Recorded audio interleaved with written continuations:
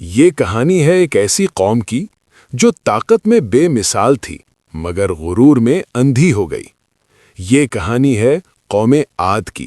قوم عاد عرب کے علاقے احقاف میں آباد تھی۔ یہ لوگ غیر معمولی طاقت کے مالک تھے، قد لمبے، جسم مضبوط اور بازو پھولاد کی طرح سخت۔ انہوں نے بلند و بالا محلات بنائے، ایسے ستون کھڑے کیے جن کی مثال اس زمانے میں کہیں نہ تھی۔ وہ کہتے تھے ہم سے زیادہ طاقتور کون ہے؟ ان کی زمین زرخیز تھی، بارش ہوتی تھی، نعمتوں کی کوئی کمی نہ تھی، مگر ایک کمی تھی، شکر کی۔ قوم عاد نے اللہ کو بھلا دیا، بت تراشے، انہیں سجدے کیے اور انہیں اپنا نجات دہندہ سمجھ لیا۔ غرور اس حد تک بڑھ گیا کہ وہ کمزوروں کو حقیر سمجھنے لگے، ظلم عام ہو گیا اور حق کی آواز دبنے لگی۔ اللہ نے انہیں بار بار مہلت دی مگر وہ سننے کو تیار نہ تھے۔ اللہ نے ان کی ہدایت کے لیے اپنے نبی حضرت ہود علیہ السلام کو بھیجا۔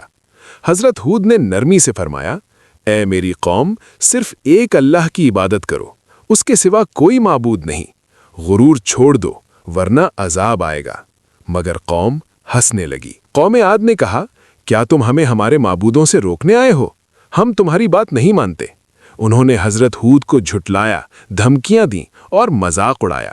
ان کا غرور اور بڑھ گیا۔ اللہ کی رحمت آہستہ آہستہ رکنے لگی، بارش بند ہو گئی، زمین سوکھنے لگی، کھیت برباد ہونے لگے۔ لوگ پریشان ہوئے مگر پھر بھی توبہ نہ کی۔ اچانک آسمان پر سیاہ بادل نمودار ہوئے۔ قوم خوش ہو گئی، یہ تو بارش ہے، مگر حقیقت کچھ اور تھی۔ وہ بادل بارش نہیں بلکہ عذاب تھے۔ ایک شدید سرد تیز آندھی دنوں اور راتوں تک چلتی رہی۔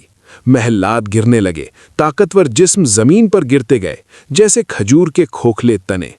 جو اپنی طاقت پر نازاں تھے وہ بے بس ہو گئے۔ 7 راتیں اور 8 دن وہ آندھی چلتی رہی۔ آخرکار قوم عاد کا نام و نشان مٹ گیا، صرف خالی زمین، ٹوٹی دیواریں اور ایک عبرت باقی رہ گئی۔ حضرت ہود اور ایمان لانے والے اللہ کے حکم سے محفوظ رہے۔ قوم عاد ہمیں سکھاتی ہے کہ طاقت اگر غرور بن جائے تو تباہی ہے۔ اللہ کے نبی کو جھٹلانا ہلاکت ہے۔ نعمتوں پر شکر نہ کرنا عذاب کو دعوت دینا ہے۔ اللہ کے مقابلے میں کوئی طاقت نہیں۔ قوم عاد طاقتور تھی مگر مغرور تھی، اور غرور ہمیشہ انسان کو گرا دیتا ہے۔ یہ کہانی نہیں، یہ ایک وارننگ ہے، ہر اس انسان کے لیے جو اپنی طاقت کو سب کچھ سمجھ بیٹھا ہے۔